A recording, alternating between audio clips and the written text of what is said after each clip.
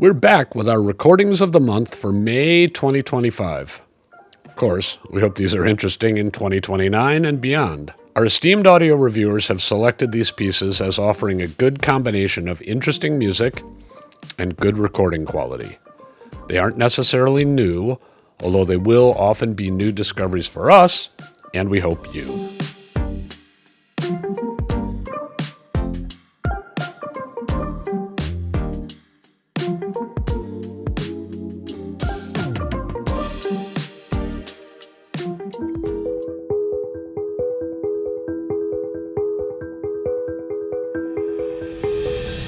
Hi, my name is Martin Bell. I'm the founder and CEO of Java Hi-Fi. We're an amplifier manufacturer from New Zealand.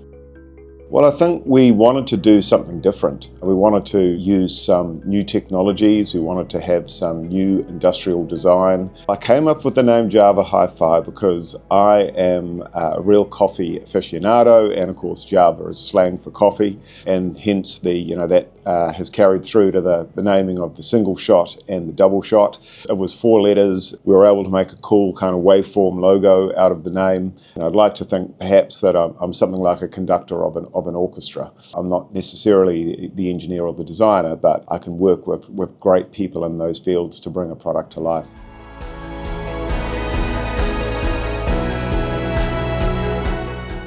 Jason Methvessel recommends Sweep Me Away, Fredrika Stahl on Sony France. He says, in this 2010 album from the Swedish singer-songwriter, Stahl's playful lyrics are delicately placed over dynamic instrumentation. Well recorded to ensure every intimate detail rendered by Stahl's voice is delivered to the listener, it evokes a visceral engagement with the music. He also found the story this album presents to be winsome and amusing. Andrew Quint suggests River of Fire by the Cavatina Duo on Cedille Records. Andy says, the Cavatina Duo is a flute and guitar collaboration of husband and wife Eugenia Moliner and Dennis Azabajic, who are regarded as one of the very best of this instrumental pairing in the world. For their 9th album together, they perform an 80-minute program of music by living composers that references the traditions of gypsy music. Although the duo is based in Chicago, Azabajic, the guitarist, was born in Bosnia, and Moliner, the flutist, in Spain. So both had a great deal of exposure to this musical tradition that has intrigued many classical composers, including Liszt and Brahms. Gypsy, by the way, is viewed as a derogatory term to use in reference to a person, but when applied to art and music, etc., it's considered to be culturally positive. The 5 composers represented here have all contributed rigorously constructed classical pieces. They aren't improvised or based on existing folk music, though some traditional material is quoted on occasion. Their styles are different, but all capture the energetic, rhapsodic, and passionate quality of gypsy music, incorporating it into their personal musical language. By the way, everything on the CD was either commissioned by or dedicated to the Cavatina Duo, and everything is a world premiere recording. The duo's effortless virtuosity is easily appreciated thanks to an immediate, detailed, and nicely textured recording. The tonal palette for the album is further enriched by the Pacifica String Quartet, together and as single players.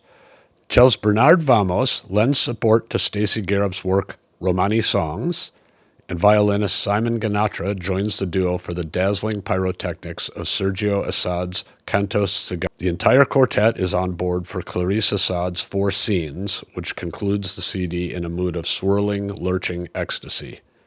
Andy is all about ecstasy.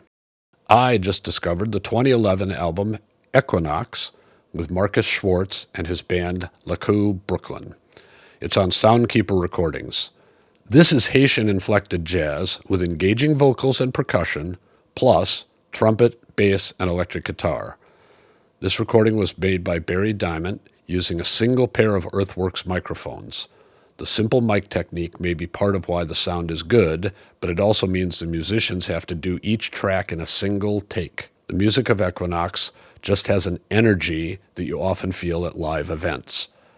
Combine that with a native 24-bit 192K recording and expert engineering, and, well, You should try this.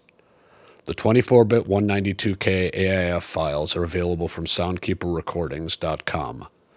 The album is on Qobuz as well, but oddly not in high res. Stephen Stone, ever attentive to the musical history of recordings, suggests Asleep at the Wheel, live at Billy Bob's Texas. It's available on CD, HD CD, Qobuz, and DVD video. Stephen comments, recorded back in 2003, this live concert recording from a raucous Texas dance hall captures all the excitement and down-home style of a tight touring band at their peak. Standout cuts for me are Hayden Vetera's rendition of the Freddie Fender classic Before the Next Teardrop Falls and the solos on the Bob Wills classic Take Me Back to Tulsa. The sonics on this live release have an immediacy that is rare on studio albums. The sound is clear and well mixed, so you never lose the first note of anyone's solos. Western swing at its finest. Back to me, I was greatly surprised by an album titled Serendipity. Why? Well, this is an album of oboe and piano duets. There just wasn't a spot for that combo in my blues, jazz, symphonic, folk segmented mind.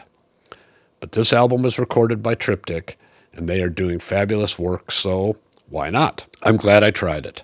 The instrumentation is charming, and the recording exceeded expectations by a lot. These are transcriptions of works by Bloch, Rachmaninoff. I have a tree named after him, so you know where my sympathies lie. Villa-Lobos, Franck, Fauré, and others more obscure, but just as wonderful.